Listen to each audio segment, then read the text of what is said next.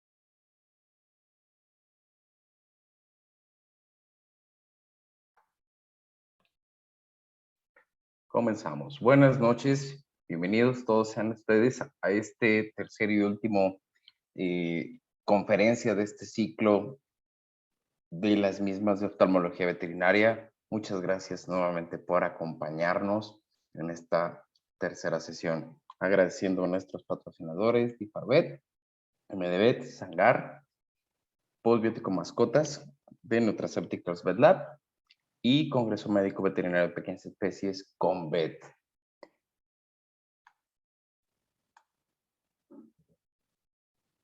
Bienvenidos sean todos ustedes.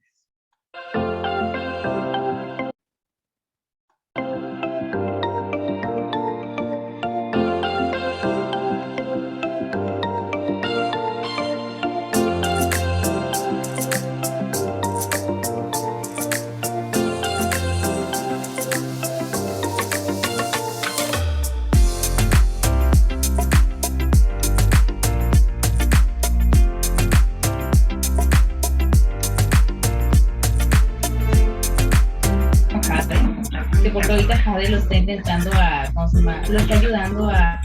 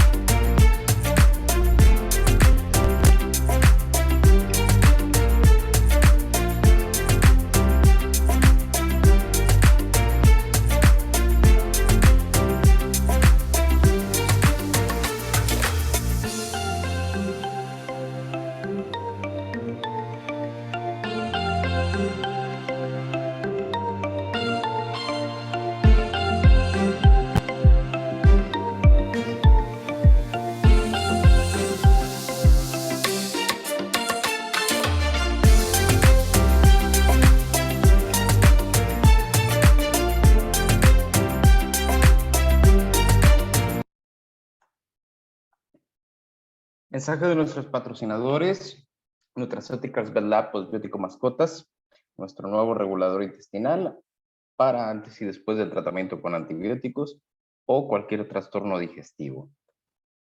Suplementar postbiótico mascotas aporta los siguientes beneficios: desarrolla la microbiota del tracto digestivo, aumenta la capacidad de respuesta inmunológica local, aporta enzimas y mejora la absorción de nutrientes, aporta vitaminas del complejo B ayudando a mejorar el sistema neurológico y disminuye la inflamación intestinal, regulando también los niveles de glucosa en sangre y mejora el funcionamiento hepático. Postbiótico mascotas de Nutraceuticals Bedlab. Gracias. Nutrición y salud intestinal, mejor calidad de vida. Muchas gracias a Nutraceuticals Bedlab como nuestro patrocinador. Si están interesados o necesitan más información del producto, no duden en ponerse en contacto con nosotros. Estamos para servirles y solucionar sus dudas o inquietudes. Pues nuevamente a todos ustedes, médicos, colegas, bienvenidos. Muchísimas gracias por acompañarnos nuevamente el día de hoy. Tenemos nuestra tercera conferencia de este ciclo de oftalmología veterinaria. Y es para mí un gusto recibir nuevamente al médico veterinario zootecnista Francisco Benavides. Él es MZ por la Universidad de Guadalajara, con una práctica clínica enfocada al área de oftalmología veterinaria. participando activamente en el área en los últimos 5 años, actualmente como responsable del área de oftalmología en el Hospital Veterinario San Javier en Guadalajara, Jalisco. Doctor Francisco Benavides, muy buenas noches, ¿cómo está? Hola, ¿qué tal, Daniel? Muy bien, ¿y tú? Muy buenas noches. Pues Hola, con ¿qué el tal gusto a de todos? Muy buenas recibirte. noches. Muchas gracias. Bueno, pues muy emocionado de haber llegado hasta aquí, a nuestra última charla, a nuestra última sesión de los jueves por la noche. Casi fin de semana, casi ya el Convet. Muchas cosas que hemos aprendido estas semanas. Eso digo yo. Espero que ustedes también lo compartan y también lo piensen de esta manera. Y bueno, hoy más que nada quiero compartir Paco, si me una permites dar un charla. aviso rápido. Claro que sí, doctor, adelante. Van a notar ustedes en el chat, todos los que nos acompañan el día de hoy en la noche, en el chat un enlace donde van a poder hacer una llenado de una encuesta que nos permite saber qué factores podemos mejorar para este tipo de ciclo de conferencias. Y en caso de que quieran volver a sintonizarla, va a estar en nuestro canal de YouTube en los próximos días para que estén pendientes de nuestras redes sociales. Perdón, Paco, por la interrupción. Micrófonos y pantalla son todos tuyos. Adelante. Muchas gracias. Bueno, listo. A ver. Bueno, vamos a hablar ahora lo que viene siendo el paciente ciego. El paciente ciego se puede dividir en dos partes. El paciente que es ciego crónicamente o de nacimiento o que no tiene una historia de haber ocurrido de manera inmediata el acontecimiento. Y el paciente agudo, el paciente que no se sabe si está perdiendo visión, no se sabe si trae un problema neurológico, no se sabe más que su comportamiento no es normal. Y es todo un caso poderlo identificar. Lo comento porque los pacientes caninos, sobre todo, o los felinos, son pacientes, son perritos que se adaptan bastante bien. Generalmente no se dan cuenta los propietarios. O sea, a veces tengo personas que llegan y es que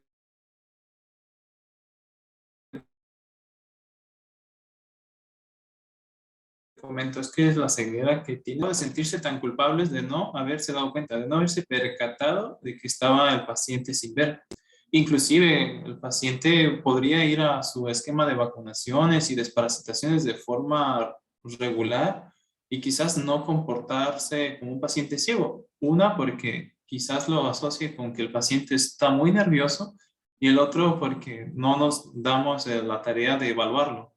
Entonces, las personas generalmente refieren que hay una cierta pérdida de visión, lo ve como que extraño, como desorientado, que a veces no encuentra dónde está, pero generalmente hace su vida normal.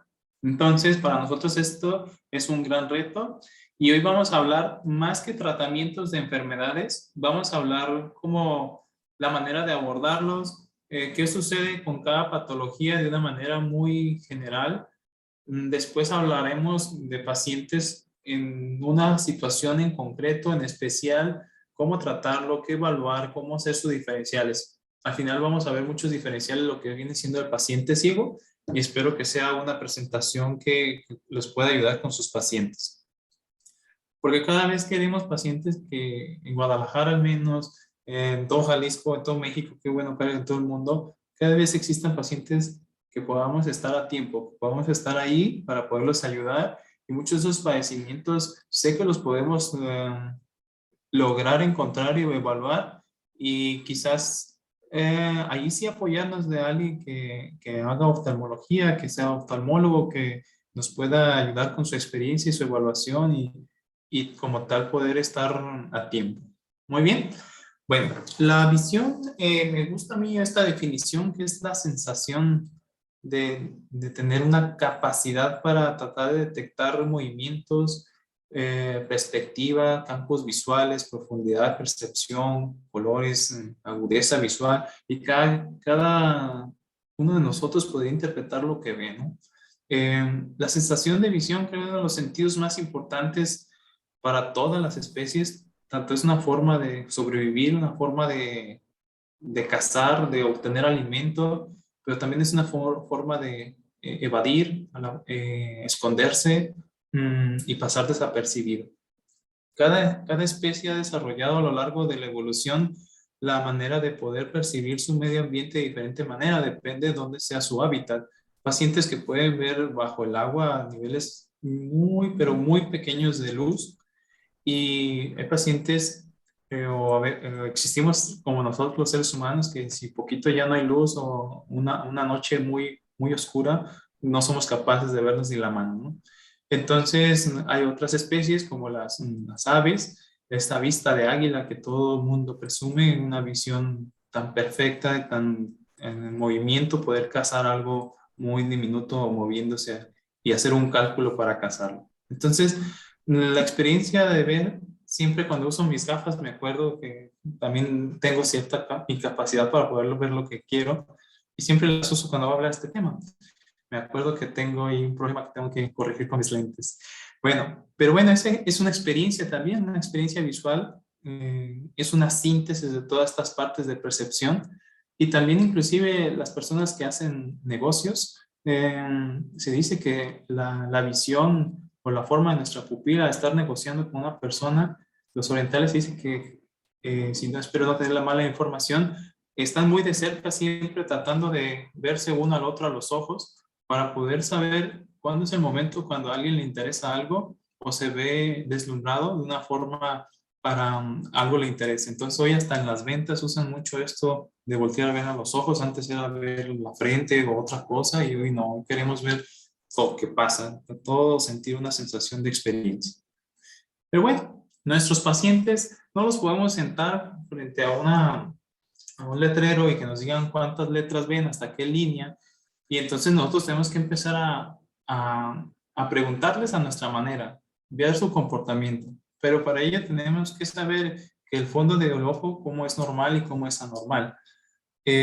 Simplemente con estas imágenes nos podríamos dar una idea de que son especies diferentes, que el nervio óptico y la retina tienen vasculatura diferente, colores diferentes, y cada una de las especies es así, y en cada edad también, inclusive en cada patología.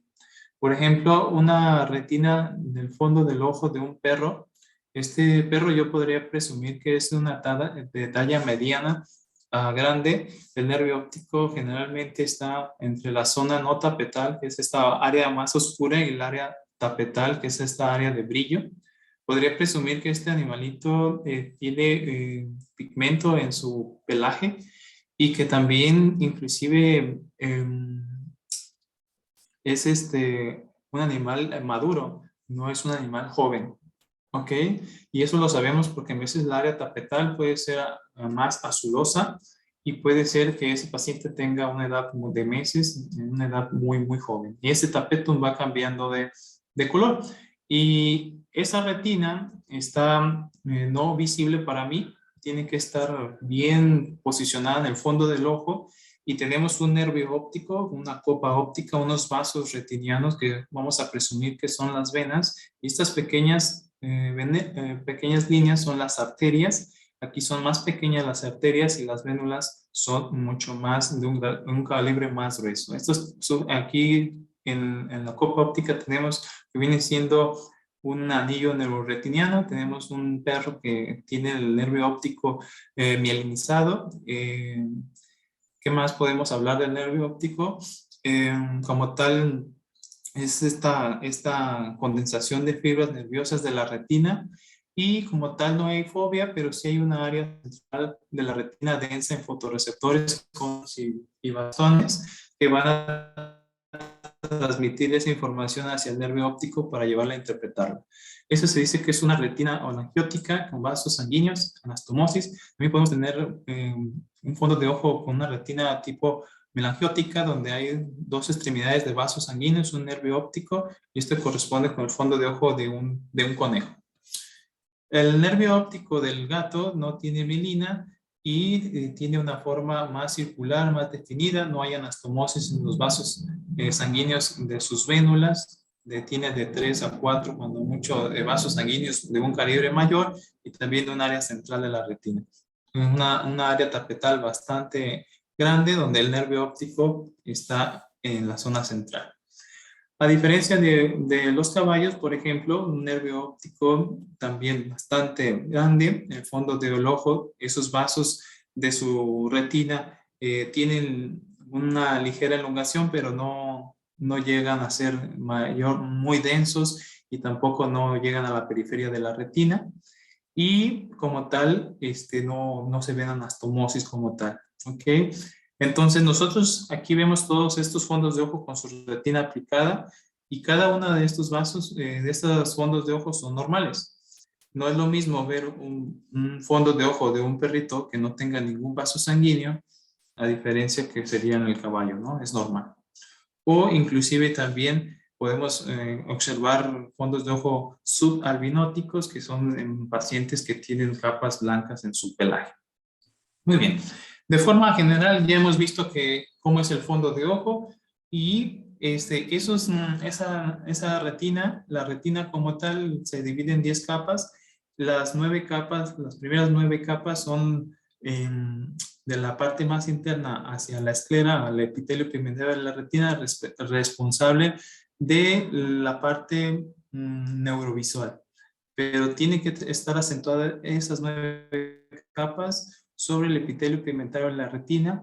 En todas esas grosor de capas existen células ganglionales, células amácrinas, bipolares, toda la capa de fotorreceptores, tanto conos como bastones, y también proteínas, esos fotopigmentos que van a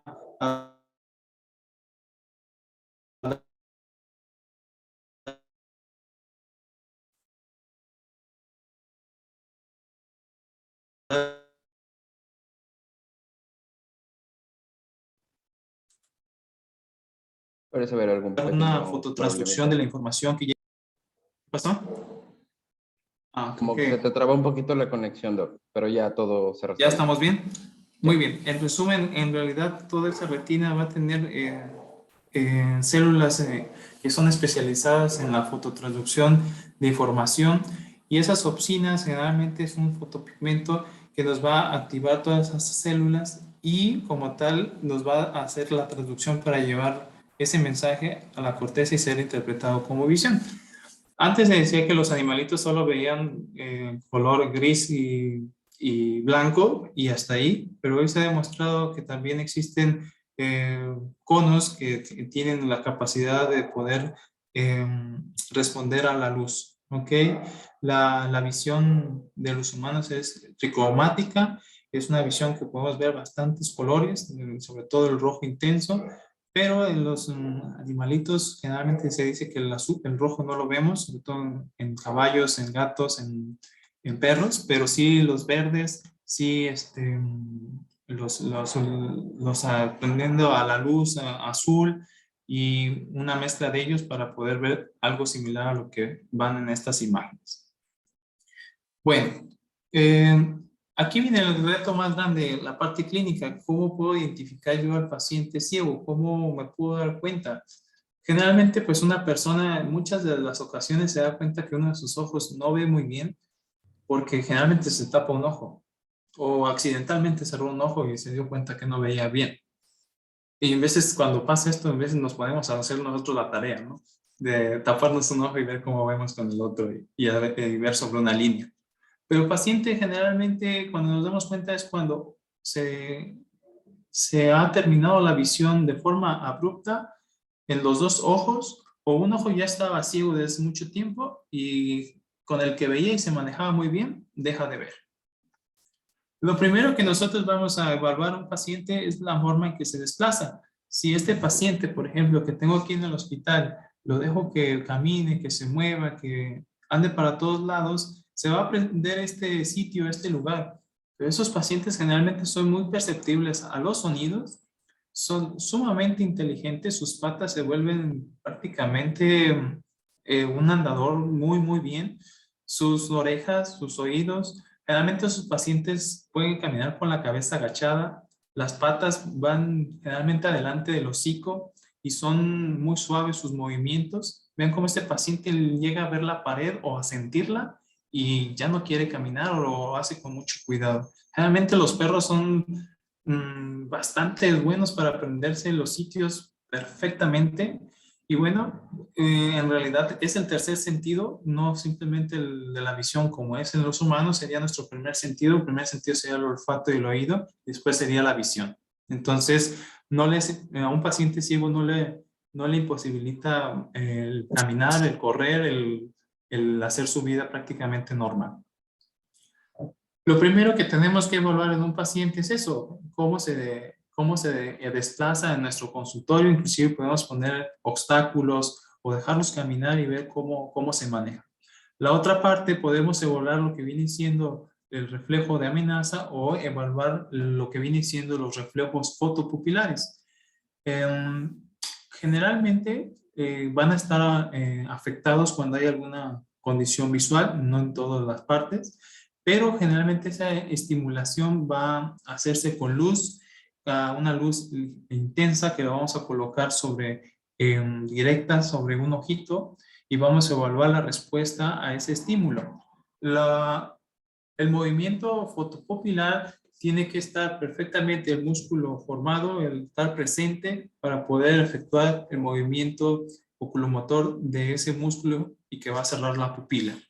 No es un test visual, pero es un test que nos puede evaluar la integridad de las fibras del nervio óptico y que hacen un viaje. Sucede que el nervio óptico como tal, hay decusación, hay entrecruzamiento en el quiasma y fibras viajan como tal a lo que viene siendo el núcleo de Ellington-Westphal, y este es un arco reflejo que va a regresar por el oculomotor y va a cerrar como tal la pupila.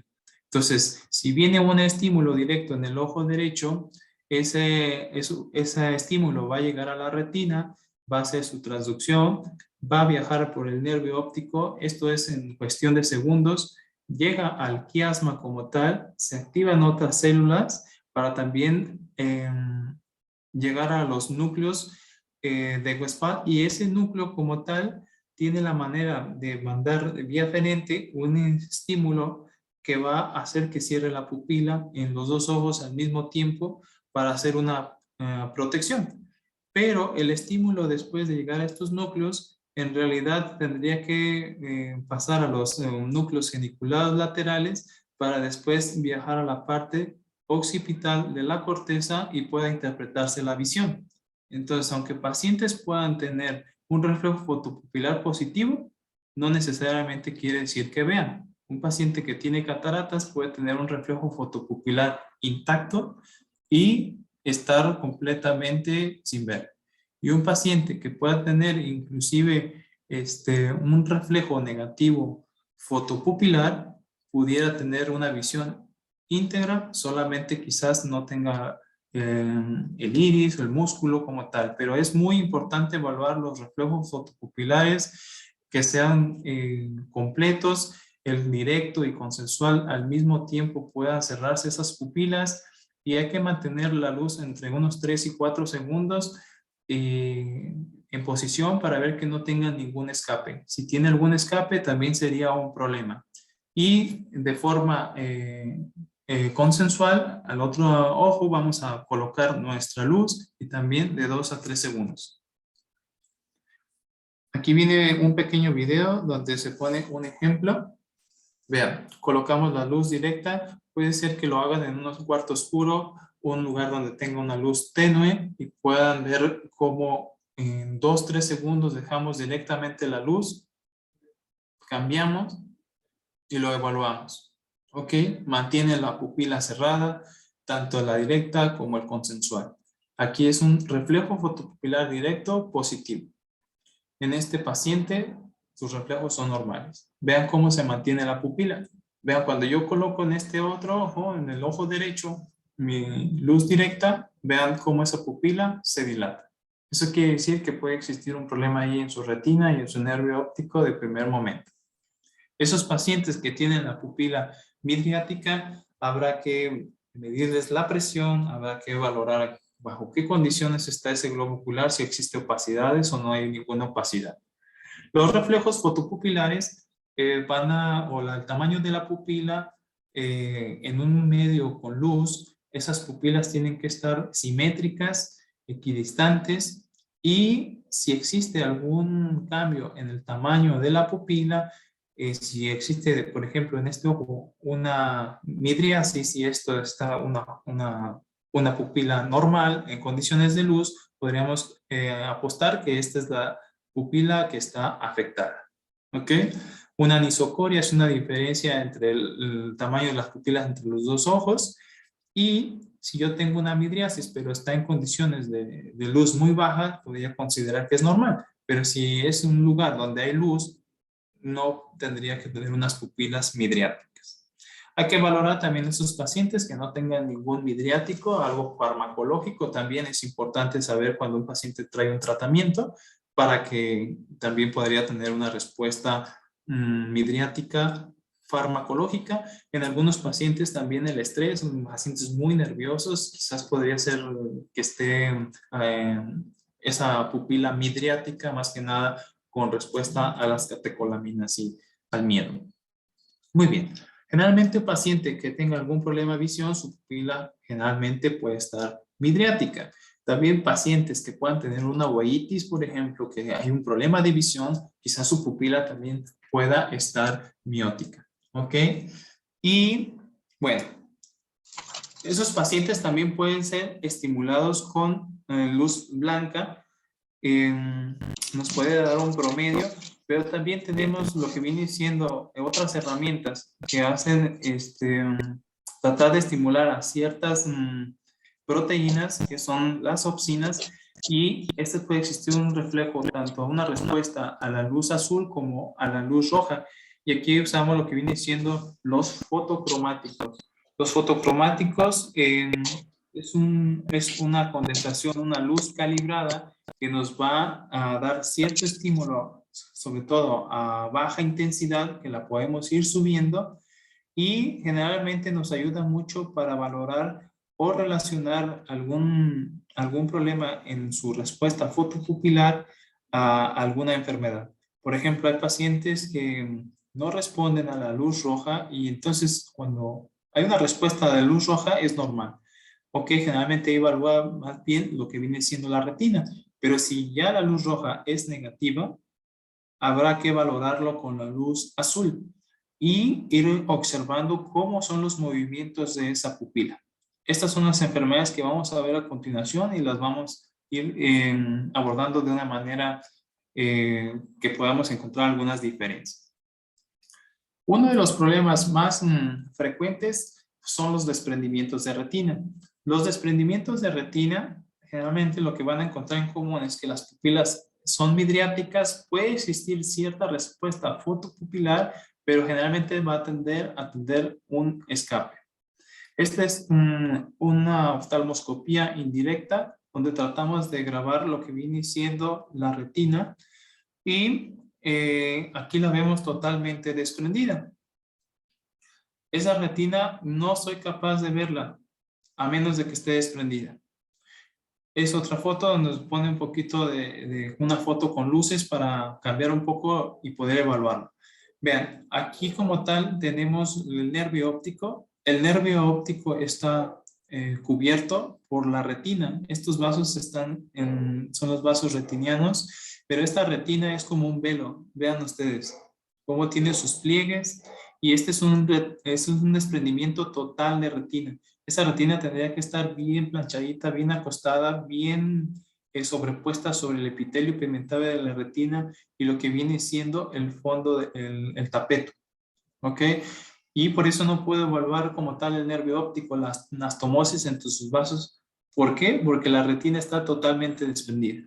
Este es un paciente que en los desprendimientos de retina hay dos tipos. Lo que viene siendo los desprendimientos rematógenos y los no rematógenos. Son los que pudieran llegar a tener, los rematógenos, tener como tal un orificio, y esos pacientes son pacientes que se van directo a cirugía de retina. Este pacientito era un PUC y lo mandamos a Ciudad de México con el doctor García para que pudiera hacer algo por su ojo, porque era completamente quirúrgico. Cuando son serosos o no reumatógenos, esos desprendimientos generalmente son secundarios a una corioretinitis, una inflamación, y esos sí tienen tratamiento, pero siempre y cuando sea a tiempo. Una retina desprendida, generalmente esa retina tiene una exigencia de oxígeno y nutrientes muy alta, muy alta, que en semanas o días, en realidad esa retina está completamente atrofiada, y aunque volviéramos a colocarle en su posición, ya sea con cirugía, ya sea con medicamentos, pues esa retina ya no tendría ninguna función. ¿Ok? Entonces, los desprendimientos de retina es lo más importante. Una técnica también para evaluar es en la respuesta de amenaza. La respuesta de amenaza consiste en tapar un ojo, acercarnos como si fuéramos a hacer un golpe, y lo que nosotros esperamos que ocurra es que cierre los párpados. Aquí es importante dos puntos. Una, que sí tenga reflejo palpebral. La otra es que el paciente como tal no estimulemos con aire lo que vienen siendo todos esos pelitos.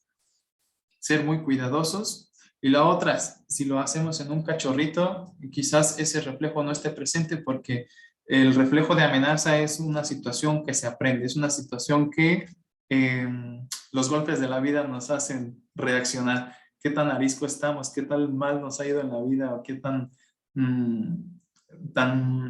bulliados hemos sido en la vida. Entonces, dependiendo de la etapa en la que estemos, posiblemente puedan reaccionar. La corioretinitis para un desprendimiento de retina.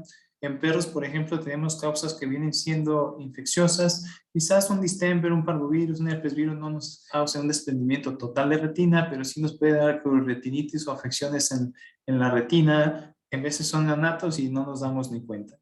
Otros problemas van a ser más bien los uveíticos, como brucela, enfermedades por micosis sistémicas, ehrlichia, leptospirosis. Otros problemas podemos encontrarnos VQH, retinopatías inmunomediadas.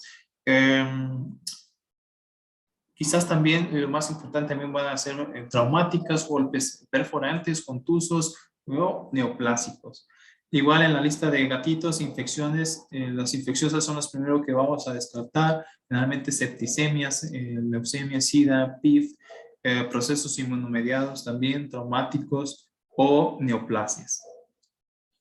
Otra causa de ceguera aguda viene siendo lo que son las proptosis. Las proptosis, pues, es la salida del globo ocular, generalmente secundario a un traumatismo. Y aquí nosotros tenemos que evaluar este globo ocular como tal, la respuesta que tenga en ese momento a la luz.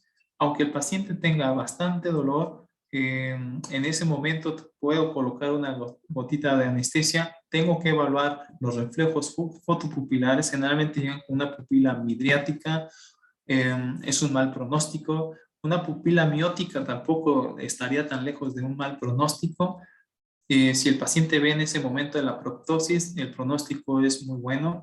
Generalmente la proptosis lo que haría es traccionar el nervio óptico, y también existe ruptura como tal de músculos que mantienen el globo ocular en su posición, y ese traumatismo puede afectar lo que viene siendo la visión. Esos pacientes hay que lubricarlos, porque la córnea se empieza a deshidratar, y bueno, empezamos a dar información del paciente, pero lo que queremos aquí como tal es resguardar el globo ocular, ponerlo en posición, y lo más probable es que vamos a hacer una tarsorrafia, porque este globo ocular no alcanza a parpadear por completo.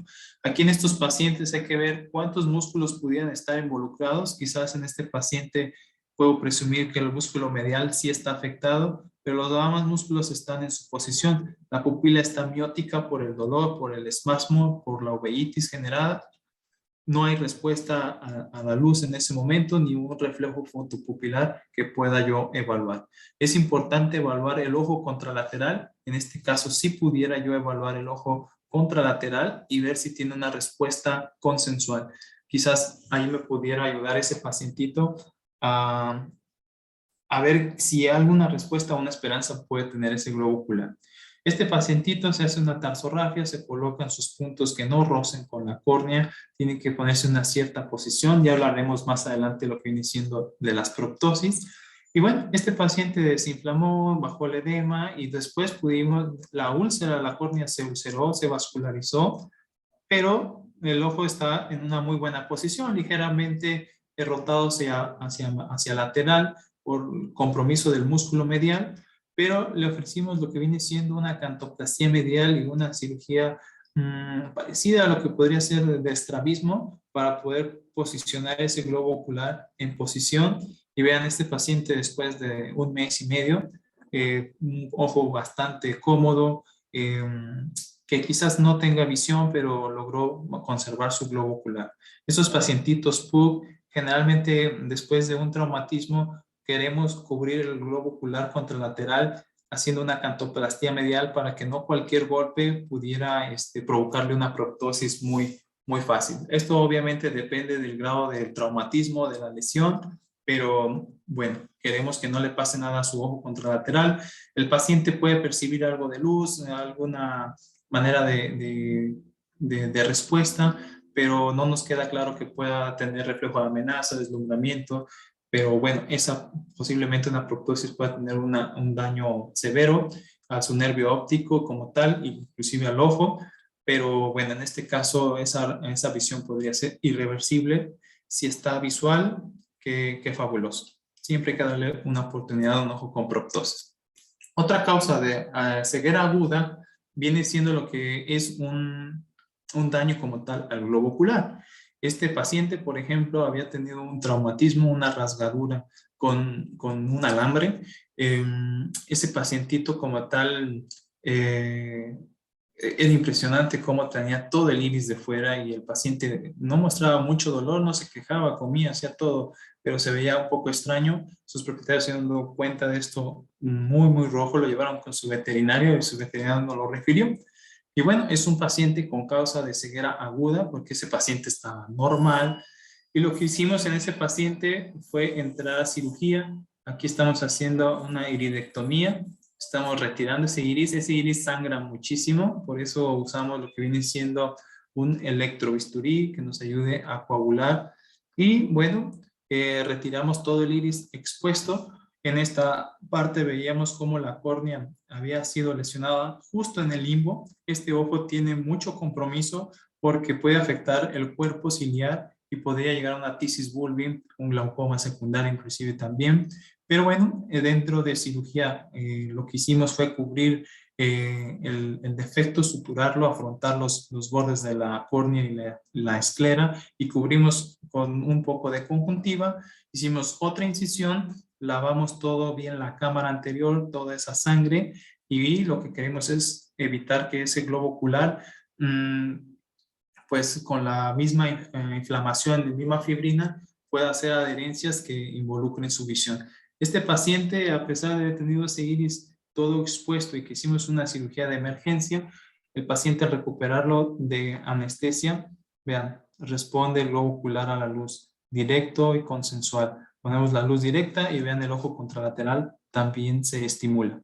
¿Ok? Entonces es un paciente que está íntegro su retina, su nervio óptico y que solamente necesitamos pues una cirugía a tiempo, un buen procedimiento que nos pueda sacar adelante este globo ocular. Esperamos que tenga una buena respuesta. El paciente que acabamos de operar el fin de semana pasado, no tengo más información de él, vamos a hacerle un chequeo en estos días y bueno, esperamos poder estar a tiempo y hacer la diferencia con este paciente. Neuritis óptica. La neuritis óptica es una inflamación del nervio óptico y esa neuritis óptica podría ser asociada a algunos otros padecimientos, pero generalmente lo podemos evaluar o ver que el nervio óptico cambia un poco a rojizo, sus vasos también se vuelven muy tortuosos, aquí también podría estar involucrado lo que viene siendo la retina. Vean estos vasos cómo empiezan a hacer formas de cajones, unos vasos que deberían ser totalmente alineaditos y vean estos vasos como están todos tortuosos, todos llenos de sangre, bastante, dan la impresión como si estuviera una alta presión en sus vasos sanguíneos.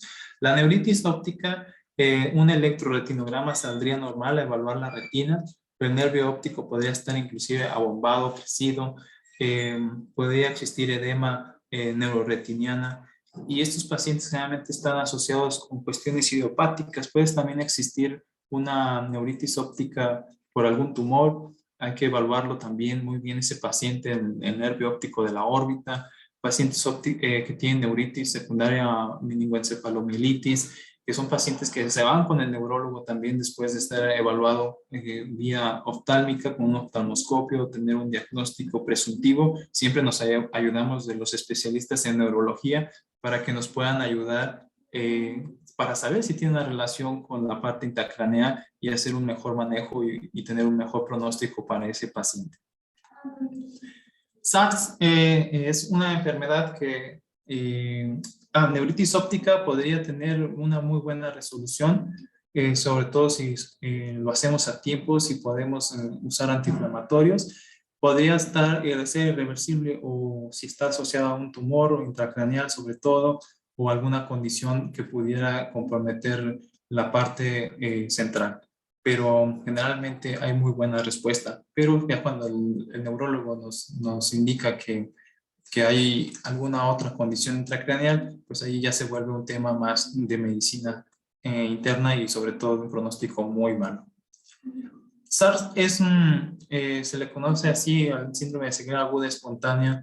Es un síndrome que hoy en día no tiene tratamiento. Es una enfermedad donde el nervio óptico y su retina son normales. No hay cambios macroscópicos vía oftalmológica, pero sí una respuesta negativa a los fotocromáticos, sobre todo a la luz roja.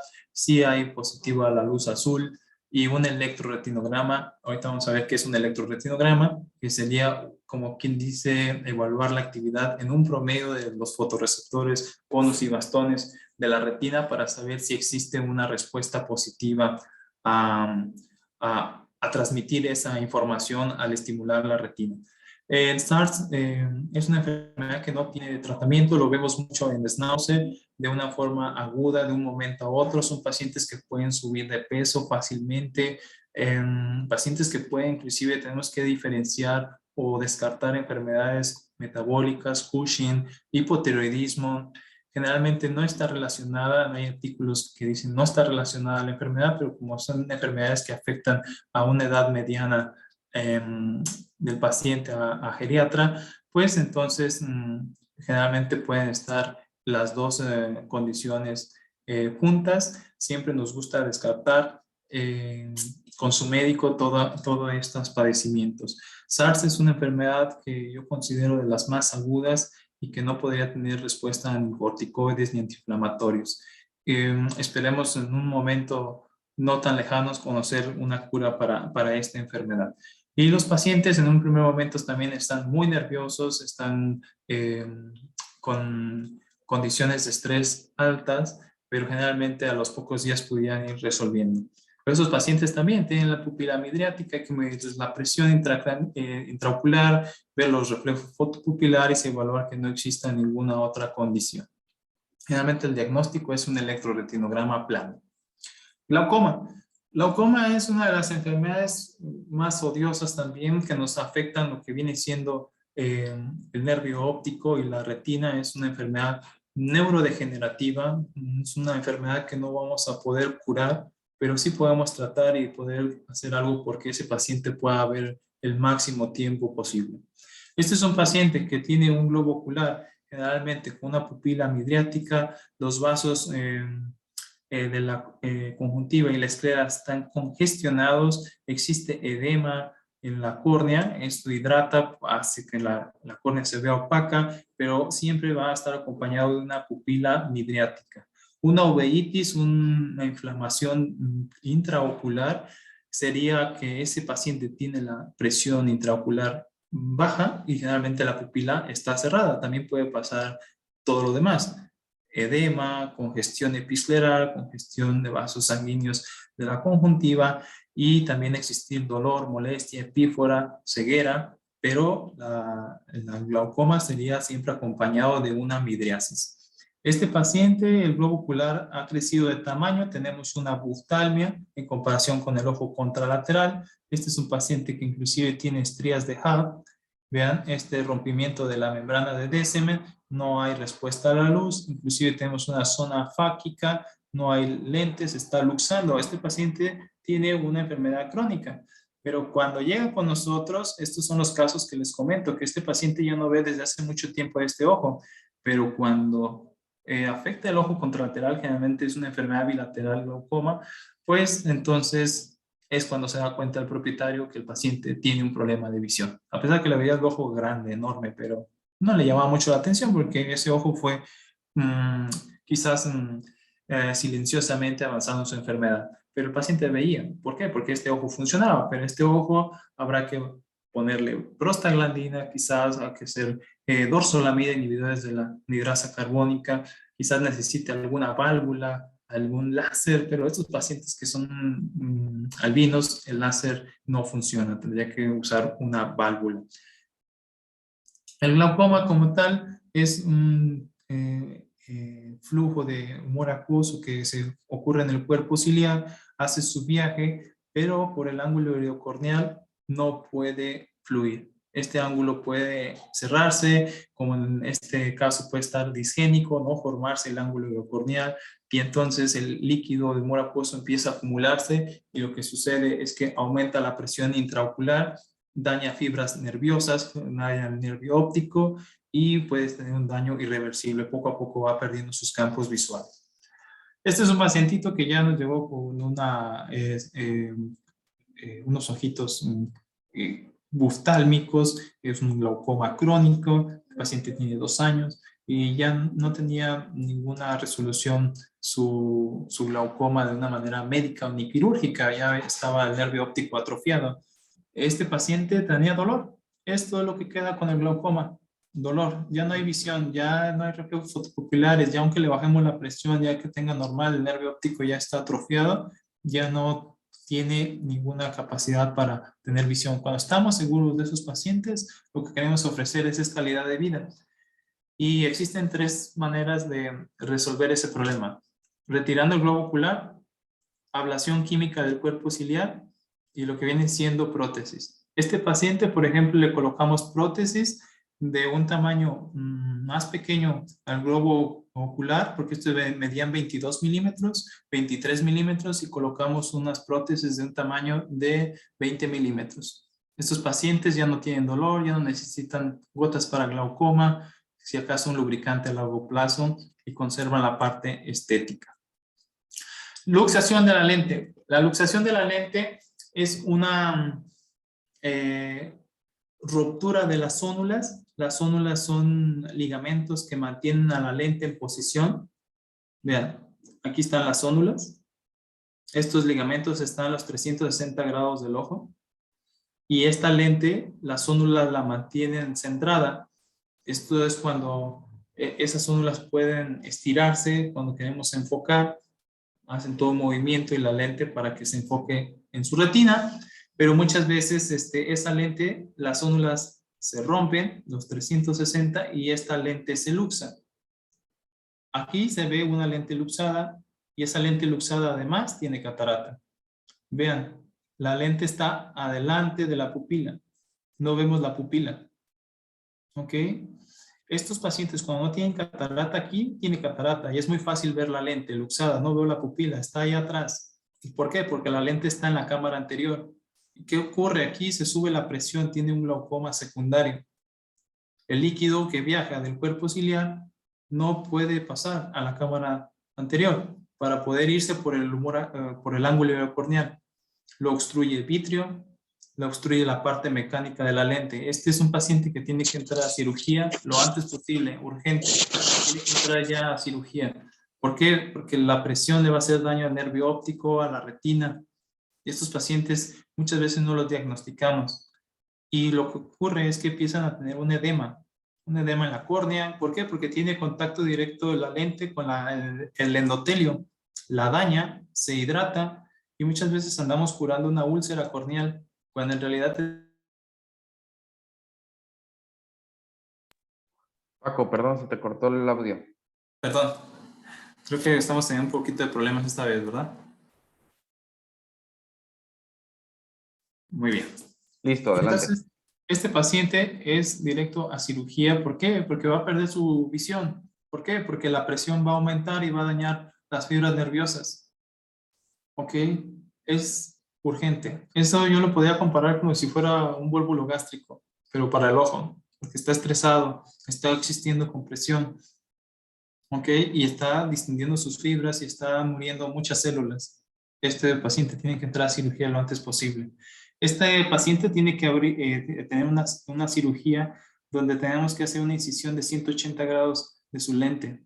Este paciente no puede colocarse un lente intraocular. ¿Por qué? Porque el lente intraocular iría dentro de esta lente en sus cápsulas íntegras y con su posición normal con sus ónulas. Muy bien. De hecho, justo hoy vimos un paciente que tenía una luxación anterior de la lente por traumatismo, también puede ocurrir, generalmente es genético, pero pues ese paciente ya no le podemos hacer nada, ya tenía bastantes días. Muy bien, ya vamos a terminar. Las cataratas diabéticas. Las cataratas generalmente pueden ser genéticas, congénitas, pueden ser juveniles, estar desde pequeños y desarrollarse en una edad más temprana. Puede ser seniles, generalmente pacientes más viejitos, longevos, y esas cataratas pueden irse formando poco a poco. Ahora empezamos a ver sus ojos medios blancos, medios azulitos, y no sabemos si es esclerosis nuclear o catarata, pero no pierden la visión.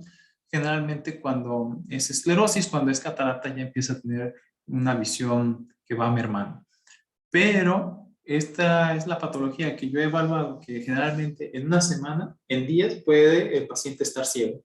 Y esto es porque existen altos niveles de glucosa que no se pueden metabolizar a nivel de las mitocondrias en la lente.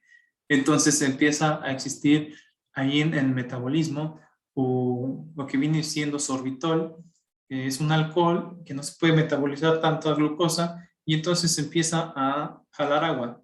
Se vuelve una cuestión osmótica, hiperosmótica esas cataratas, se transforman sus fibras de la lente cataratosas, y estos pacientes en una semana podría decir que estaban viendo normal y esas cataratas se forman de una manera inmediata. El paciente también tiene cambios, el paciente tiene poliguria, polidipsia, empieza a bajar de peso, el paciente lo ve un poquito extraño y no necesariamente tienen que ser viejitos, pueden haber pacientes muy jóvenes. Y bueno, cuando llegan a la consulta y veo unas cataratas que tienen un curso agudo y que el paciente tiene una característica osmótica, su catarata, medimos la glucosa y vean, ni siquiera la marca. ¿Okay? Ese paciente generalmente se va a medicina interna, ese paciente lo tiene que valorar un internista, lo tiene que estabilizar para poder pensar en una cirugía de cataratas. A diferencia de una catarata crónica, quizás esa catarata ya tiene vasos sanguíneos en la córnea porque se está inflamando. Vean la lente, se ve corrugada, vean todas estas estrías que tiene la cápsula anterior, inclusive tiene pigmento. Esto ya nos dice cronicidad. Esto no ocurrió hace una semana. Ese paciente puede tener años con esa catarata. ¿Ok? Bueno, esos pacientes que tienen ceguera aguda, generalmente todos necesitaríamos hacerle un electroretinograma. Un electroretinograma es evaluar la actividad eléctrica de la retina para valorar si el que está enfermo es la retina o el nervio óptico. Y si la retina está enferma, valorar si puede tener capacidad de transmitir la información o no lo tiene. Esos pacientitos se conectan a algunos electrodos a su piel y se estimulan con luz. Este aparatito a cierta frecuencia, ciertos métodos, pero lo que queremos es que nos dé un promedio de cuánta capacidad tienen sus fotorreceptores, conos y bastones, en un promedio de generar un estímulo de polarización y repolarización de sus células. Y este aparatito se le llama electroretinograma. Tiene ciertos electrodos que van a la piel y una lente de contacto que se coloca sobre la córnea. Estos pacientes tienen anestesia tópica, estos pacientes tienen gel para permitir que sea cómodo su examen. Generalmente, a menos que el paciente no se deje explorar, el paciente coopera bastante bien para su electro, debería de adaptarse a la oscuridad. En este caso lo estamos haciendo con formas didácticas para que salga el video con un poco de luz. Realmente bajamos las cortinas y nos adaptamos a la oscuridad. Todo paciente que inclusive tenga sospecha de algún problema central, algún problema de visión en la corteza, lo primero que tenemos que hacer es un electro y una oftalmoscopía. Muy bien. Esto es un resultado de un electro. Nosotros lo que buscamos es esta curva. Es una curva con una curva A, después con una curva B. Y esta curva es medible. Y en base a esa presencia de esa curva, nosotros podemos evaluar si hay alguna afección en su retina o es una retina normal. Generalmente cuando nosotros vemos un paciente con una retina que le llamamos un electroplano, esa retina no tiene actividad y no tiene función y ni la volverá a tener quizás. Hay pacientes que pueden llegar a tener una coloretinitis y una inflamación, un desprendimiento de retina y pegarse su retina otra vez estar en posición, pero muchas veces el paciente, esa retina queda con un electroplano. No necesariamente quiere decir que se afectaron todas sus células, hay algunas que sí pueden llegar a funcionar, pero por ejemplo en pacientes con SARS, el diagnóstico sería un fondo de ojo normal, oftalmoscópicamente, pero con un electroplano. Si yo tengo un paciente con un electro positivo en un fondo de ojo normal, pero no veo el paciente, o se trata de un proceso inmunomediado o de una cuestión central. La ecografía ocular también es una herramienta que vamos a evaluar en todos los pacientes, sobre todo para evaluar el nervio óptico en la parte de la órbita, si existe un ligero edema en la retina, o también en pacientes que previamente vamos a hacer cirugía de catarata para descartar lo que viene siendo un desprendimiento de retina. Siempre a un paciente con cataratas, hoy en día podemos estar muy contentos. En el Hospital Veterinario San Javier esta cirugía la comenzamos a realizar. Es una cirugía que nos tiene muy, muy contentos porque hemos logrado conseguir manera de tener todo un equipo capacitado para llevar a cabo este tipo de cirugías. Y la técnica por elección para las cirugías de cataratas hoy en día en todo el mundo es la facoemulsificación. La facoemulsificación es una técnica que se utiliza para extraer esa catarata. El equipo envía ondas de sonido por medio de ultrasonido. Esa catarata la ve fraccionada y a la vez que la succiona inyecta soluciones a cierta presión para mantener la forma de ese globo ocular. Iniciamos todo un proceso de preparación del paciente. Aquí cabe mencionar que esos pacientes tienen que valorarse primero que sean candidatos, un electroretinograma y un ultrasonido, y después de eso ya sabemos que el globo ocular sí es candidato. Después de esto, el paciente tendría que valorar su estado general. Si el paciente es diabético, tiene que ir con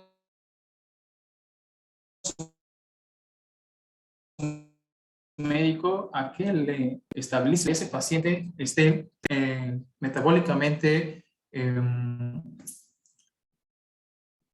¿sí me siguen escuchando?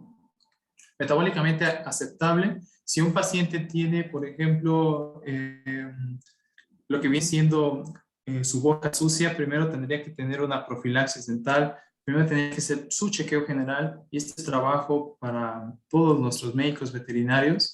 Es trabajo en equipo, es un trabajo que tiene que llevar de la mano con el propietario, con el paciente, con los médicos, el anestesista, el cirujano, el postoperatorio, el que le va a poner las gotas, y su médico que nos lo va a mantener ese paciente, sobre todo preparado para cirugía.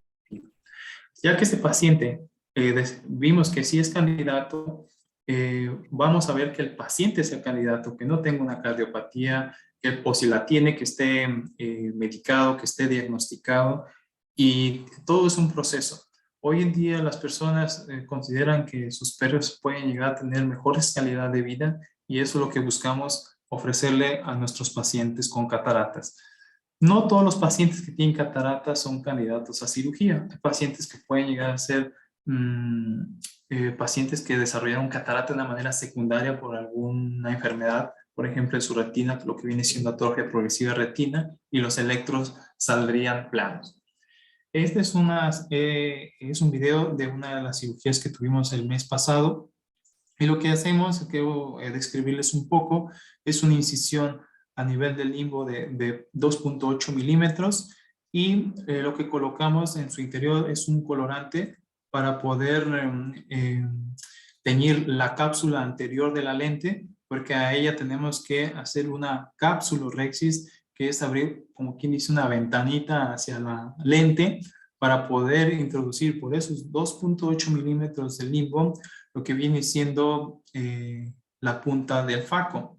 Esta solución que se ponen son epinefrina para hacer una vasoconstricción, no tocar el iris y darle una mejor estabilidad a nuestro ojo. Estos pacientes están anestesiados, y la anestesia general lo que pasa es que rota el ojo, no lo oculta. Estos pacientes, la doctora Brenda Cebes lo que hace es colocar bloqueos neuromusculares para poder centrar ese globo ocular y poderlo evaluar por medio del microscopio, y ese ojo esté totalmente relajado, todos sus músculos. A la vez que pasa esto, también los pacientes dejan de respirar porque también se bloquean los músculos intercostales, y entonces tenemos que hacer allí conexiones al ventilador automático. Por eso digo que es un trabajo de mucho equipo, ¿ok? Después de hacemos la capsulorhexis, lo que realizamos es una extracción de la catarata como tal. Vamos partiendo esa catarata en cuatro, y lo que buscamos es, después de dividir, esta técnica se llama divide y vencerás, aplica para todo. Entonces,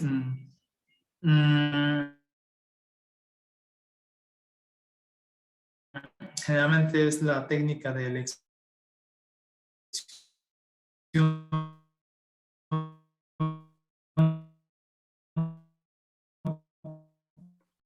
Perdón, Doc, se te está trabando la comunicación.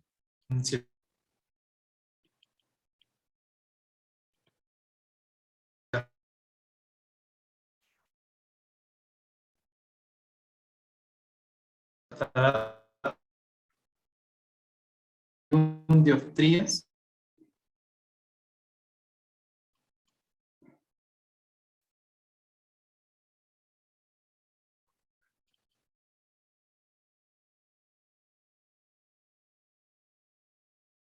Parece que tenemos algún pequeño problema con la comunicación. En breve recuperaremos conexión con el doctor Francisco.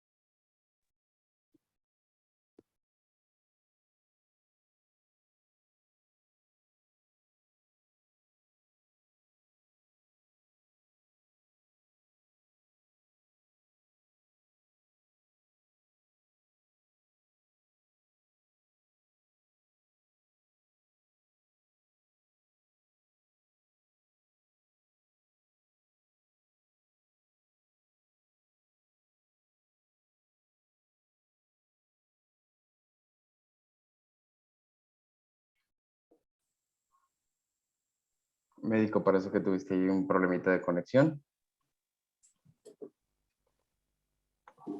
Sí, totalmente. A ver, ya vamos terminando. No sé hasta dónde me quedé, que ya no me escucharon. Sí, vamos por aquí, ¿no? Seguías con el procedimiento, la Sí, fotoestimulación. ok.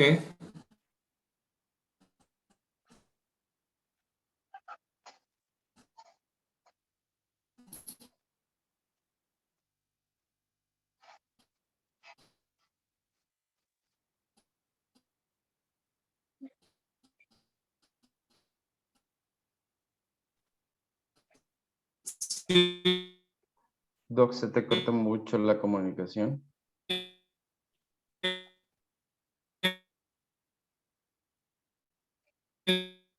Si el video se vea.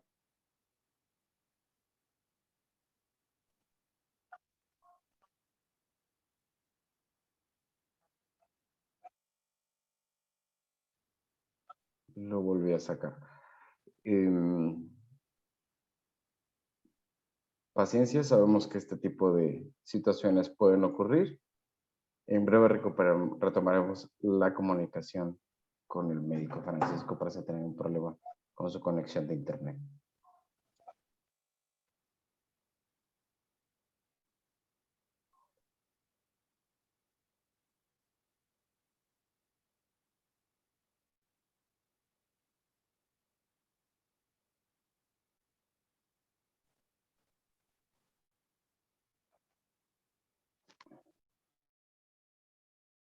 Paco, tienes desactivado tu micrófono.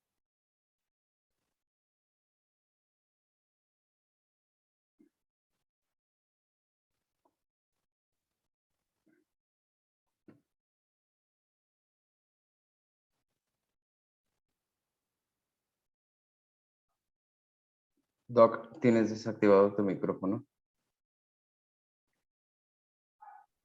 Ah, perdón, creo que me dejó en la pantalla.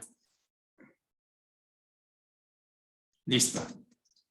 Creo que no voy a poner el video hasta el final, a lo mejor ponemos el de lente intraocular. Les comentaba que el seguimiento de estos pacientes es lo más importante. Los pacientes con cataratas son pacientes que requieren medirles presión intraocular. Son pacientes que hay que estar valorando la inflamación y la respuesta inflamatoria que puedan llegar a tener. Y son pacientes que pueden volver a recuperar su visión 100%.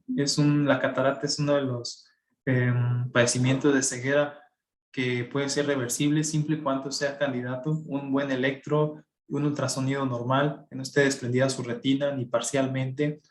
Y bueno, las cosas que podemos tener con estos pacientes como cuestiones posquirúrgicas son glaucoma, son desprendimiento de retina, inflamaciones uveíticos. Por ejemplo, los perros se inflaman de 10 a 15 veces más que los humanos. Cada ojo se inflama diferente, cada ojo responde diferente a los medicamentos, a la cirugía, inclusive cada paciente. Hoy en día podemos decir que estos pacientes es como una sensación increíble de verlos chocar con las cosas, ver cómo topan con una cosa y la otra, llegan a poderse manejar en el consultorio súper bien después de su cirugía. Entre los 15 días y un mes es lo más importante que el paciente esté bien cuidado. Y bueno, también la calidad de vida de ellos mejora, la calidad de vida de las personas al verlos que no chocan. Hay pacientes que sí necesitan tener algún collarcito para que no se rasquen, no se froten, a veces hay puntitos que tenemos que poner. Y hay otros pacientes que no le hacen caso a su ojo, no se rascan, no hacen por nada y andan muy felices caminando de arriba abajo. Entonces, paciente Prana, este fue nuestro primer paciente con cirugía de facomulsificación e implante de lente intraocular. Es un Yorkie de 12 años de edad y estamos muy felices de ver hoy nuevamente cómo ve. Recuerdo que su responsable me decía, doctor, es que mi médico de toda la vida me dijo que estaba ciego y que, pues, que no pasaba nada, que nada más iba a estar ciego. Y ella llegó con ese gran sentimiento con su médico porque le dijo que pues nada más estaba ciego.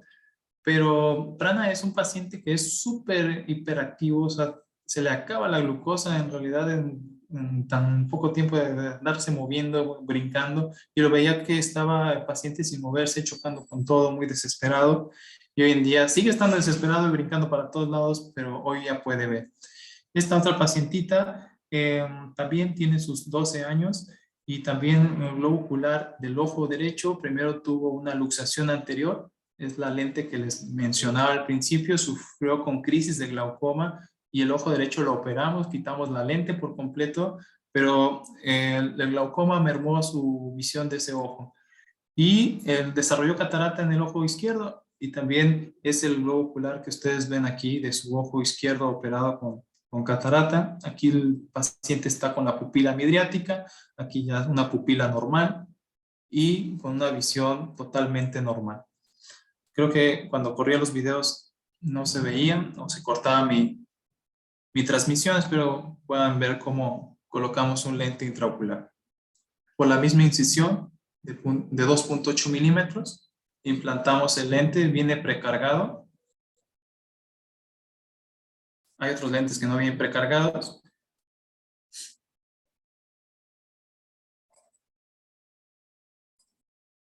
Y vean cómo introducimos ese lente en su cápsula. Viene dobladito y ahí en la parte interna se desdobla. Muy bien. Pues esto es en general los pacientes que tienen afección en la visión. Estos son los pacientes que nos encontramos, muchos, pero también muchos pacientes no los encontramos a tiempo. Pacientes que no se operan de catarata, ¿qué pasa? La catarata no solamente quita visión. La catarata no solamente es una enfermedad que lo va a dejar sin ver. Es una enfermedad que también va a destruir ese ojo. Ese paciente va a empezar a despedir moléculas de la lente, son proteínas que van a producir uveitis inducidas por la lente, porque su sistema inmune no conoce esas proteínas que están en la lente, y mucho menos si se transforma en una catarata, y esa catarata va a empezar a subluxarse, se van a romper sus ligamentos. Esos pacientes van a generar hipertensiones, van a generar glaucoma secundario, y esos pacientes van a tener dolor en sus ojos. Es mucho mejor intentar operar a esos pacientes a tiempo, no con cataratas así de maduras, no con cataratas así de crónicas. Es mucho mejor ver pacientes con cataratas inmaduras o maduras, porque el simple hecho de entrar a cirugía con un paciente que ya ha tenido uveitis, que ya ha tenido inflamación, el posoperatorio va a ser mucho más complicado, el tiempo de cirugía va a ser más largo y la energía que se necesita para destruir esta piedra es mucho más potente, y toda esa energía la resiente el globo ocular y la resiente el paciente en el posoperatorio.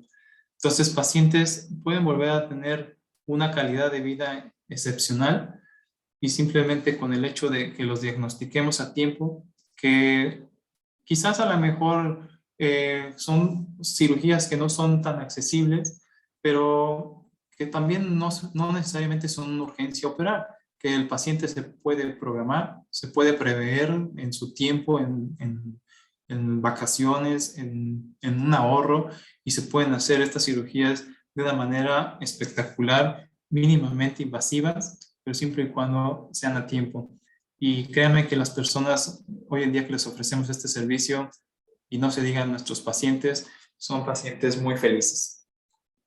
Pues bueno, ese es un pequeño resumito de las enfermedades que afectan la visión y algunos signos muy por encimita, pero que me gustó hacer esta pequeña charla para poderles mostrar desde qué patologías podemos encontrar, qué alternativas tenemos.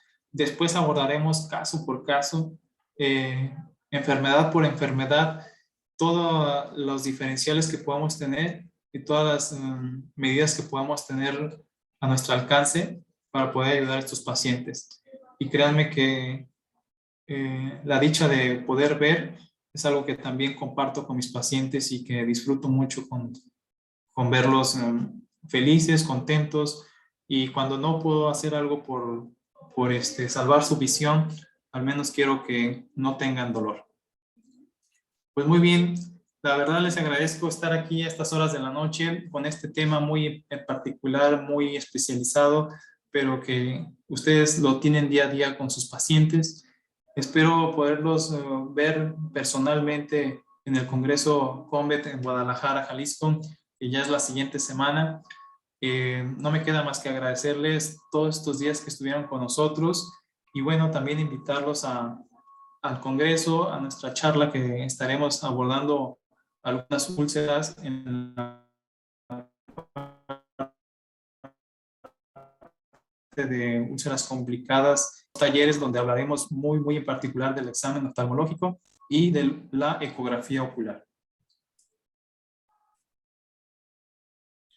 Daniel, no sé si me escuches, no sé cómo ha sido la transmisión este día. Perfectamente, ahorita ya está más estable tu conexión. Hace ratito como que con los videos nos acaba. Sí, Y creo pues que con los videos. son cuestiones técnicas que pues suelen suceder y pues no están en el control de todos nosotros, ¿no? Entonces, Sí, totalmente. padrísima tu charla, doctor. La verdad es que muy interesante, muy innovadora. Y yo creo que están los colegas y los eh, médicos que nos acompañan el día de hoy, se van a quedar bastante satisfechos. Vamos a ir corriendo a las preguntas. Claro que sí. Vamos a cambiar un poquito la pantalla. Sobre todo porque se nos empieza a hacer un poquito tarde y para poder alcanzar a responderles algunos. Vi por ahí una manita levantada, ahorita lo convocamos. Tienes un comentario del doctor Gabriel Edgardo Vidrio. Es una excelente ponencia de gran calidad y utilidad. Muchísimas gracias. Muchas gracias.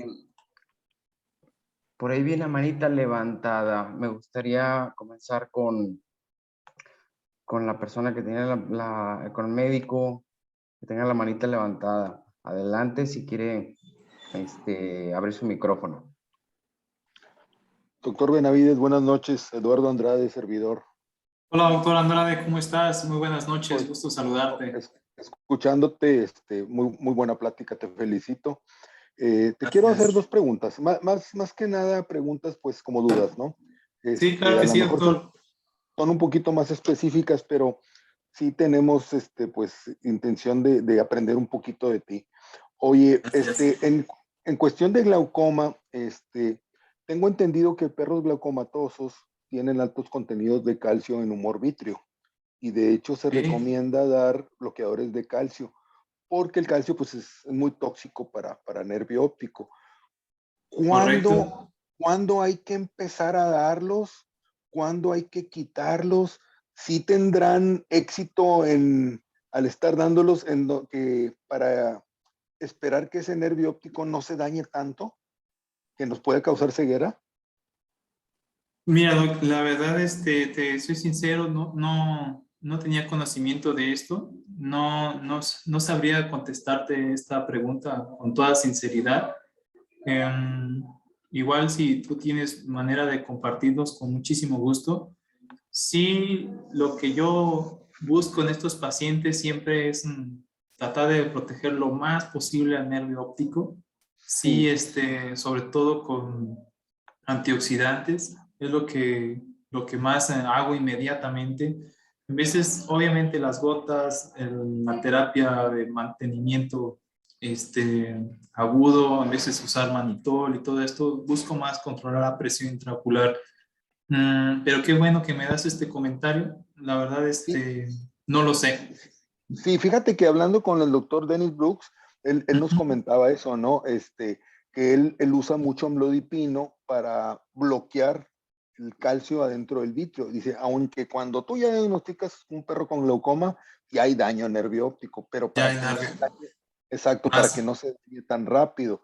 Entonces, nosotros lo estamos empezando a hacer, no tenemos todavía resultados porque tenemos poco tiempo, ¿verdad? Pero digo, a lo mejor y valdría la pena también tomarlo en cuenta, pues ya con todo el tratamiento de glaucoma, ¿no?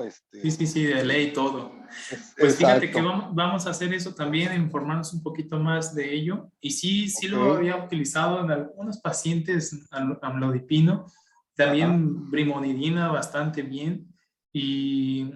Pero ahora que lo mencionas, hemos tenido pocos casos así con la suerte de poder estar donde sentimos que hay algo que hacer por el paciente, ¿no? Sobre todo ese paciente agudo que llega con el ojo contralateral ya crónico y en veces, fíjate que cuando me llegan así no me gusta porque siento que obviamente están desesperados por el momento, pero muchas veces no me ha tocado tener pacientes responsables, sobre todo de glaucoma, se empiezan a desilusionar mucho por la enfermedad. Y solamente un caso he tenido que veíamos el doctor Luis de León y su servidor, Llegó aquí una noche de urgencia y lo atendimos. Y ese pacientito recuperó nuevamente visión simplemente con el hecho de controlar la presión, eh, pero nuevamente sus crisis, otra vez agudas, súper intenso.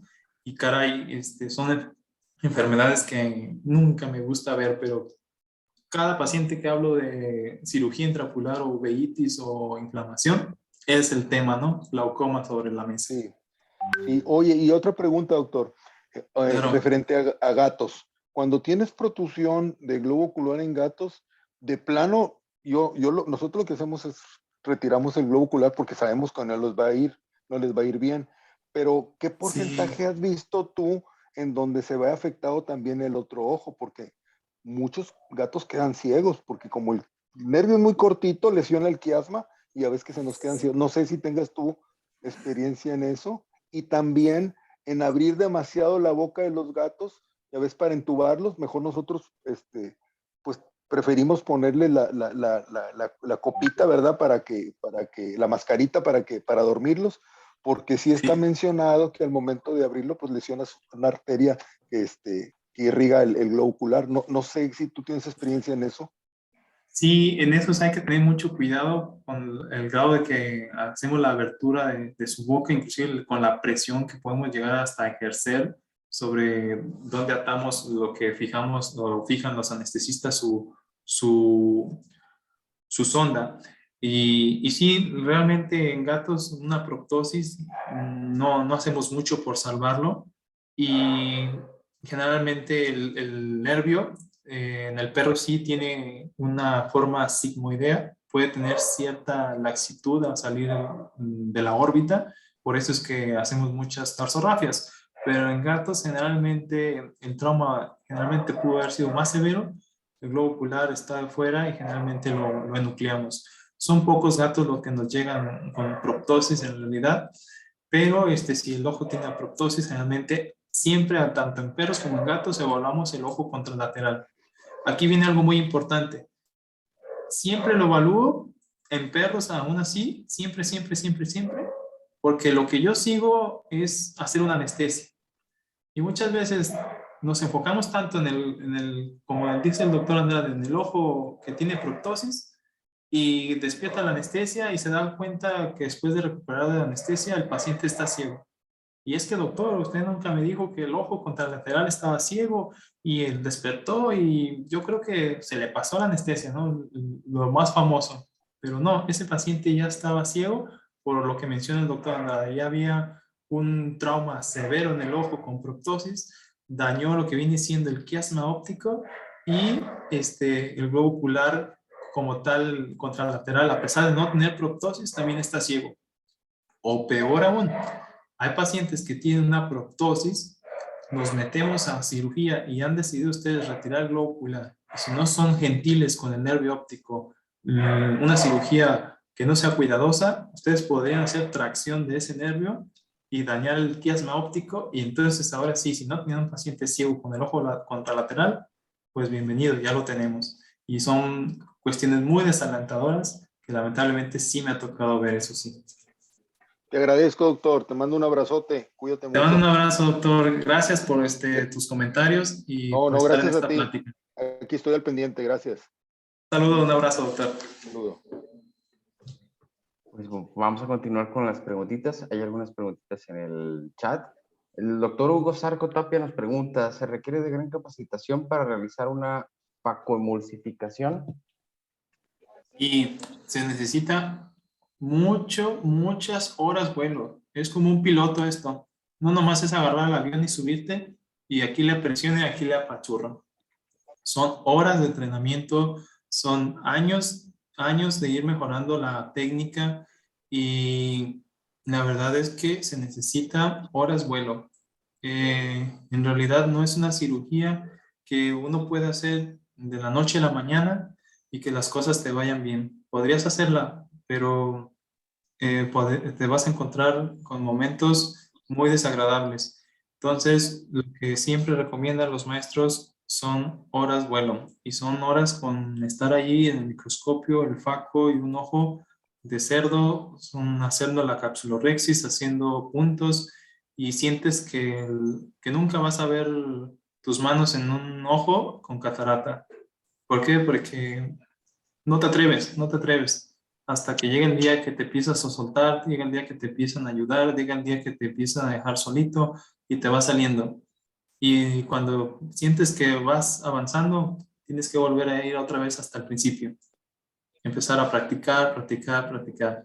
Si tu idea es hacer Paco, yo te recomendaría empezar a practicar desde cero y no aventurarte con los pacientes. Muchísimas gracias por el comentario. El mismo doctor Hugo nos pregunta, ¿qué pacientes no son aptos para la cirugía de cataratas? La cirugía es una técnica, en realidad. Lo que ahora nosotros tenemos que ver es que el paciente sea candidato. Paciente que no es candidato es paciente que tiene atrofia de retina. Aunque yo le quite la catarata secundaria a la atrofia progresiva de retina, el paciente no tendría cambios visuales. Pacientes que tienen desprendimiento de retina, no tendría ningún sentido operarlos porque pues ya está desprendida su retina. Pacientes que tienen uveitis bastante presentes, sinequias, no son los candidatos ideales. O pacientes con cataratas muy, muy crónicas que ya en veces en algunos pacientes podrían estar presentando glaucoma. Ese paciente, ese último paciente, está en la transición entre ser candidato y no ser candidato. Todavía yo considero que si ese paciente tiene actividad eléctrica y una presión hipertensa, pero no glaucomatosa, podría ser candidato. ¿Qué otro paciente se me ocurre que no pueda ser candidato? Pues a lo mejor quizás algún paciente que quizás también sistémicamente no pueda ser anestesiado por alguna razón muy específica del anestesista o del médico tratante, pero prácticamente si tiene un electro con actividad y una retina en posición que no tenga un vítreo tan degenerado, también, o sea, podría ser que si tiene un vítreo degenerado muy licuefacto, podría tener altas chances de desprendimiento de retina. Entonces, sus pacientes también no son candidatos. Muchísimas gracias, Doc. Y por último, ¿el costo de la cirugía a cuánto asciende aproximadamente? Una cirugía aproximadamente de cataratas, de un ojo, una persona se está gastando alrededor de $1,000. Muchísimas gracias, Doc. Parece que son todas las preguntas que tenemos el día de hoy. Médico Juan Hernández tiene la manita arriba. Adelante con su comentario si gusta abrir su micrófono. Y buenas noches. Hola, doctor Adelante, Hernández, doctor. ¿cómo estás? Buenas noches, gusto Buenas saludarte. noches. Antes que nada, también un saludo para ti, doctor. Vi muchos Gracias. juguetitos que me gustaron por ahí, que tienes, y hasta me dieron ganas de por ahí hacer otra vez mis residencias. Pero bueno, oye, y mira, nada más, es más que nada como una observación que me puedas hacer. Acabo de escuchar la conversación que tuviste con el otro doctor que también levantó la mano, de la elongación que tienen muy pequeña, muy corta en los gatos. Hice eso por petición un poco del propietario, no quiso enuclear.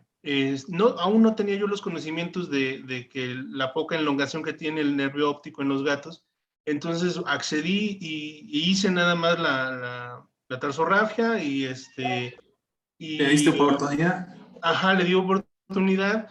Sí, debido al daño que tenía ocular, sí, de antemano sí me anticipé a decirle que no iba a haber una recuperación, de hecho iba a haber una nula recuperación en cuanto a funcionalidad del ojo, y solamente le hice el comentario de que iba a quedarme en la situación estética. Obviamente traté con antibióticos, midriáticos, humectantes. Me aventé yo creo que fácil un mes, más o menos, en cuestiones de recuperación. Y cuando iba abriendo poco a poco ahí algo de párpado. Los puntitos de los párpados. Ir checando, ir agregando medicamentos y antibióticos, analgésicos, antiinflamatorios. el resultado, y que le gustó al propietario, el resultado quedó en que quedó una atrofia, o sea, que una atrofia ocular, se redujo el ojo, Pequeño. pequeño, sí, y funcional el párpado, e incluso tenía movilidad del ojo, solamente ya no era funcional, obviamente se atrofió, se hizo enrojecido, la córnea, y se hizo pequeño. Ahí nada más, incluso lagrimea y todo. Ahí nada más mi única situación es un paciente que de vez en cuando tendría que estar solicitando verlo para evitar algún problema o complicación.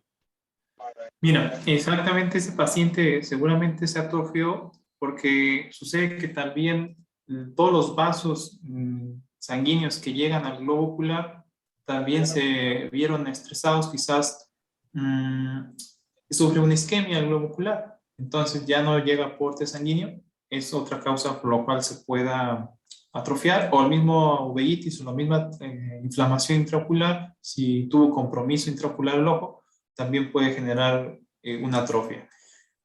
Ese globo ocular sí va a lagrimear, de hecho hasta puede tener ahí su tercer párpado expuesto. Generalmente a veces empiezan a meter los parpaditos, no sé qué tanto se te atrofió para que el párpado se invierta y a veces puede haber molestias. Yo ahí lo que te recomendaría a lo mejor sí es hacer chequeos. Si el gatito crees que tenga dolor o molestia, sería mejor remover ese remanente, quitar el tercer párpado y lastimar sus bordes palpebrales para cerrarlo. Si no le molesta, no nada, más bien me enfocaría en estarle haciendo chequeos, pero al ojo contralateral, que todo esté bien, que no tenga signos de uveitis, cuidar su boca, que no tenga gingivitis. Generalmente lo más cercano al ojo son sus anexos y los órganos que están cercanos, y cuidar nada más que el ojo contralateral esté bien. Perfecto. Quizás, qué buen gato, la verdad, aguantar un buen tiempo así manejo, pero hay veces que podemos hacer el intento. Siempre en los perros lo intento. Los gatos, por las razones que me estás explicando, generalmente no, porque como el gatito generalmente tiende a ser un poquito más renuente a todo este manejo, a lo que sería un perro. Exactamente, entonces empiezan ahí a tener un poquito más de problemas con las medicaciones y esto. Pero no creo que hubiese estado mal de intentarlo. O sea, también lo podemos intentar, al final puede resultar en esto y al final quizás decidir retirar el globo ocular. Ok, no, muchas gracias. Te mando un abrazo, doctor. Igualmente. Dale, gracias. Bye. Muchas gracias, sus comentarios son muy valiosos. Muchas gracias por participar. Y no se nos vayan, tenemos mensajes de los patrocinadores. Por ahí veo todavía una manita levantada del doctor Andrade. Doctor Andrade, ¿quieres agregar algo más? No, nada más felicitar al doctor y pues buenas noches a todos. Gracias. Perfecto. Buenas noches, saludos. Vamos a los mensajes de nuestros patrocinadores. No se nos vayan. Hay sorpresas para ustedes, asistentes, el día de hoy.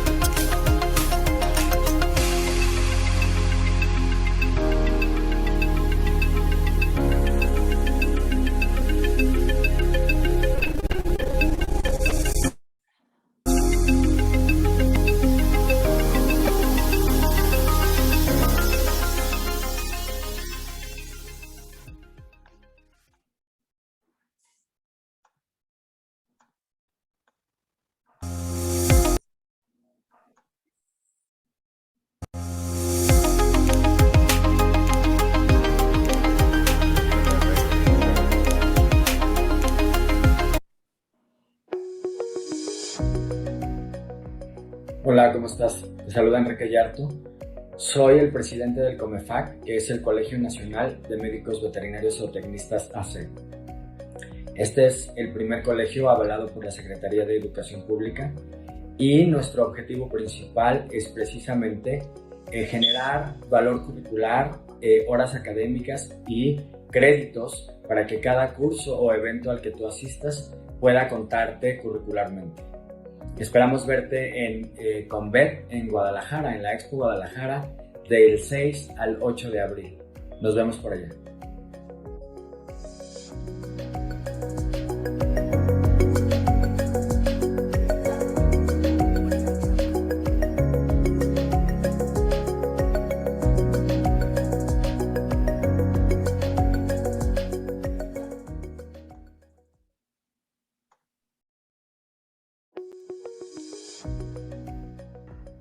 Hola, muy buenos días, ¿cómo están?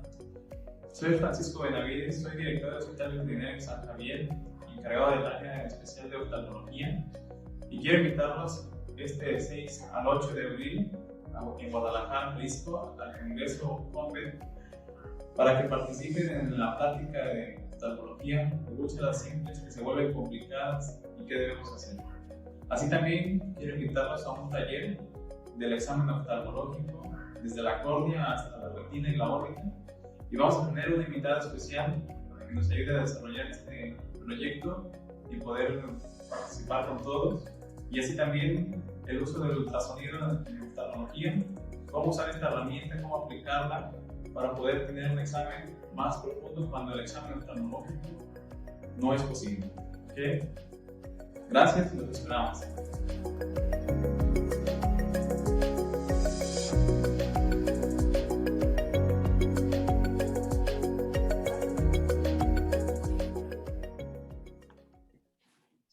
Para convocarlos, invitarlos a todos ustedes médicos a formar parte de ambos talleres teórico-prácticos, el primero del examen oftalmológico, el segundo de ecografía ocular, ambos impartidos por el doctor Francisco Benavides y la doctora Margarita Sanabria, el día 8 de abril.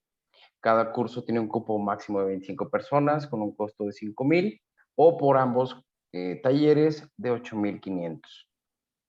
Van a estar interesantes, está bastante bueno, oftalmología se está empleando, es una especialidad que empieza a haber grandes avances, vale la pena. Y la sorpresa del día de hoy para todos ustedes médicos que nos acompañan es que les tenemos para ustedes una beca completa con B 2022 sin costo, y tenemos también un taller completo del examen oftalmológico y ecografía ocular sin costo. En el chat les voy a dejar un mensajito para que nos contesten la encuesta de satisfacción, y además vienen ahí los teléfonos donde se van a poder poner en contacto con nosotros para mayor información. Si tienen interés ya sea en la beca o en el taller, aquí están, les dejo nuevamente, aquí también están los números para que puedan ustedes conocer la dinámica y formar parte de este gran evento en la Expo Guadalajara. Nuestros patrocinadores: Difarbet, MDB, Dispositivos Médicos, Sangar, Postbiótico Mascotas de Nutraceuticals VetLab y Congreso Veterinario de Pequeñas Especies. Nos vemos, doctores, doctoras, nos vemos el 6, 7 y 8 de abril en Guadalajara, en la Expo Guadalajara, Congreso Médico Veterinario de Pequeñas Especies Convet. Muchísimas gracias por acompañarnos el día de hoy al cierre de este segundo ciclo de conferencias. Doctor Paco Benavides, doctor Francisco Benavides, muchísimas gracias por este ciclo completo y las 3 charlas, y a todos ustedes por asistir el día de hoy. Paco, no sé si quieres dar algún comentario adicional. No, nada más agradecerles su presencia a estas 3 pláticas que tuvimos. Vienen cosas interesantes, queremos hacer después otros talleres o otras presentaciones, manejo clínico quirúrgico. Creo que tenemos bastante material, bastantes casos y muchas cosas por compartir. vamos a empezar con estos talleres presenciales, esos talleres clínico, médico, para poder ir tomando discernimiento para llegar a nuestra meta, que va a ser un encuentro quirúrgico. Ojalá que ese podría ser nuestro objetivo al ir haciendo todas estas charlas, irnos involucrando cada día más y conociendo y darnos a conocer lo que debemos hacer y lo que quizás no debemos hacer. Entonces, más que nada, agradecerles. Y bueno, quien nos podamos encontrar en el Congreso Convent, bienvenidos. Esperemos por ahí saludarnos. Yo nunca vi sus caras, más sí sus nombres, entonces acérquense, salúdenme, y con mucho gusto ahí estaremos compartiendo más cosas que podamos hacer. Y bueno, el hospital siempre a su disposición. Si algún caso requiere de nuestra valoración y del equipo que tenemos, con mucho gusto también pueden acercarse y poder buscar lo mejor para ese paciente, esperando tener nosotros una alternativa para ellos y para ustedes y sus familiares. Un abrazo y solamente decirles gracias y muy buenas noches. Muchísimas gracias, doctor, y a todos los asistentes a este ciclo de conferencias de oftalmología. Muchísimas gracias. Ustedes forman parte importante de este tipo de proyectos y este tipo de ciclos son para ustedes, para que la información fluya y llegue a todo el gremio. Muchísimas gracias por asistir el día de hoy y por la espera hasta altas horas de la noche. Que tengan una excelente noche y éxito en todo lo que hagan. Muchas gracias.